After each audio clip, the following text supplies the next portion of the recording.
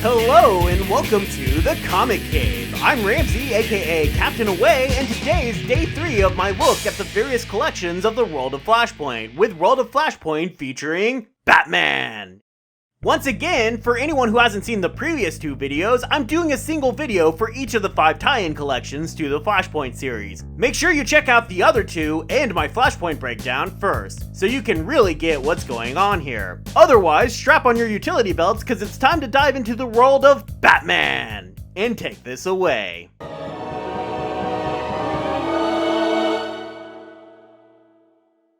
Our Batman collection opens with perhaps the most notable story out of all 5 of the collections, and not just because it's about Batman, but also because it's written and drawn by the 100 Bullets creative team of Brian Azzarello and Eduardo Risso. It follows Batman on the investigation he was working on at the beginning of Flashpoint, attempting to find the Joker and Harvey Dent's missing twins. We even get to briefly meet Flashpoint Two-Face in this series, though he's a lot more one-faced in this universe. This story is the one that explains about how Wayne intentionally brought casinos, gambling, and the mob to Gotham so that he could control crime personally. To help him, he has the Penguin working for him as an administrative assistant, and Jim Gordon as his chief of police. Bats follows a lead on missing people down to the sewers to find a bunch of missing homeless people and, oh no, Killer Croc! Oh, he's dead. More like killed Croc then, am I right? Jim and Bats seek help from Oracle, only in this world, Jim never had kids, so instead of Oracle being Barbara Gordon like normal, we see it's actually a paraplegic Catwoman. I hate them thinking my best girl Babs is so easily replaceable, but I guess that's kind of the whole point of Flashpoint, huh? Just another cool twist. With her help, they track Joker down to the abandoned Wayne Manor, where Gordon shoots him dead. Oh shit, that was one of the kids disguised as the Joker? Oh man, that's messed up. While Jim freaks out, the Joker proceeds to slit his throat, and we further learn that Joker isn't the regular Joker either, but Martha Wayne. Holy shit. Stop blowing my mind, comic! Yeah, the same grief that would push Thomas to become Batman to bring an end to crime also pushes Martha to become a mad child murderer. I love the subtle way that this also gives new reasoning for why Batman will always not kill the Joker. Batman shows up and somehow maybe saves the children? I'm not really sure how a little kid could survive multiple gunshot wounds to the chest like that, but I guess they didn't really want to kill kids in the comic and can't blame them. Their fate is left a little uncertain though, as Batman chases Joker down and explains to her that he might have the ability to change it so that they die and Bruce lives, which she then asks him to do.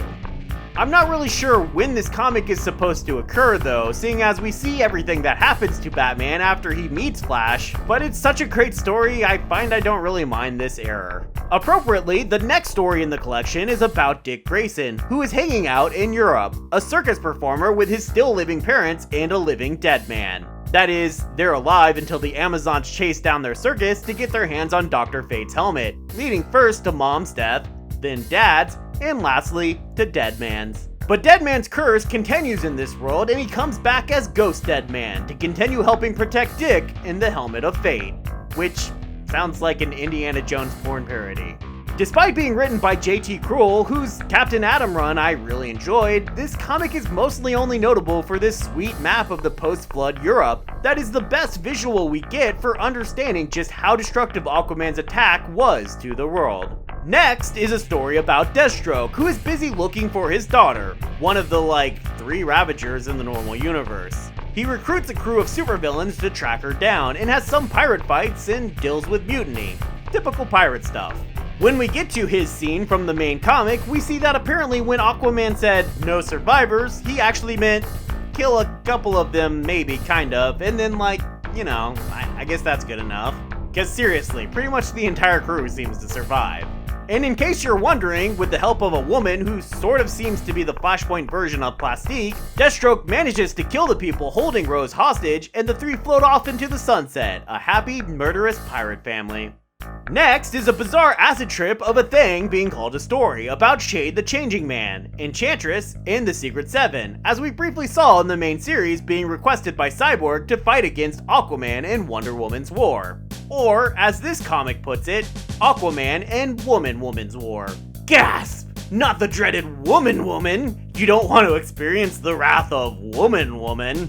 Shade feels like he's going insane, a feeling not helped any by the strange reappearance of his teammate Black Orchid, who along with all the original Secret Seven, is now dead, with Shade possibly having been the one to kill them. Shade is captured by his original alien race, the people who sent him to Earth in the first place, and they plan to erase his memory, but he's saved by Enchantress, who he then helps recover her original June Moon personality. Together, they gather up the new Secret Seven, which consists of Amethyst, Abracadabra, Mind Warp, Raven, and Zatanna in an outfit that we thankfully never see again. Or maybe regretfully never see again. I kinda can't decide.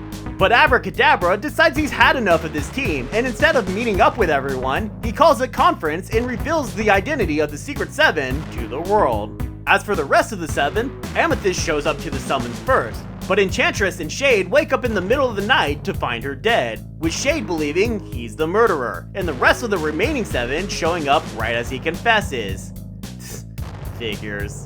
A fight breaks out, but Enchantress continues to be able to play with Shade's affections and ends up killing the entire group, leaving Shade alone to his madness. It seems all along, Enchantress was working for the Amazons to sow dissension in a group that could prove an actual threat to them. This all explains the line we get at the end of the main comic where Enchantress claims the rest of the Seven were forced to call in sick for the final fight.